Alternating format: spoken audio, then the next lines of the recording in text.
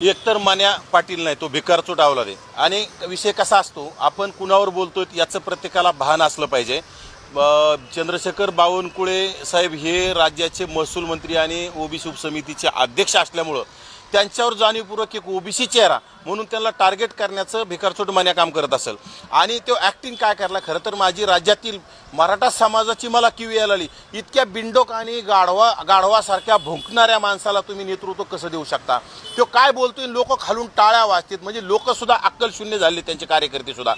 कारण की बावनकुळे साहेबावर जर आरोप केले तर त्याचं सगळं मागचं गोड बंगाल झाकल्या जाईल. सगळं मागच्या चुका सगळ्या झाकण्यासाठी बावनकुळेवर भुंकायचं, वडेट्टीवार साहेबावर भुंकायचं, भुजबळ साहेबावर भुंकायचं, मुंडे बंधू भगिनीवर भुंकायचं.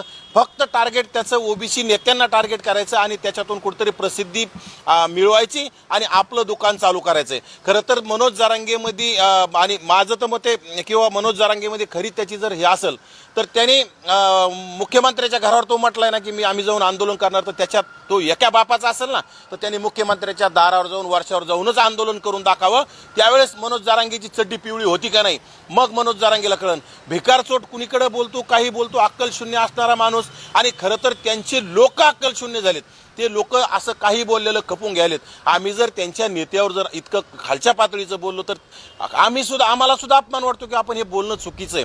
कारण की जरांगेवर बोलताना सुद्धा आम्हाला योग्य वाटत नाही. परंतु जर आमच्या नेत्यावर जर कोणी इतक्या खालच्या पातळीचं बोलत असेल तर आम्ही त्याला सोडणार नाही ना.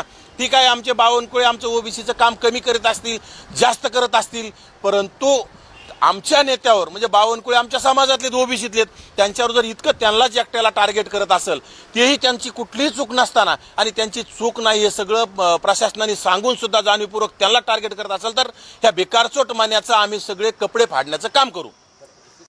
अशा नवनवीन व्हिडिओ पाहण्यासाठी चॅनलला लाईक आणि सबस्क्राईब करा.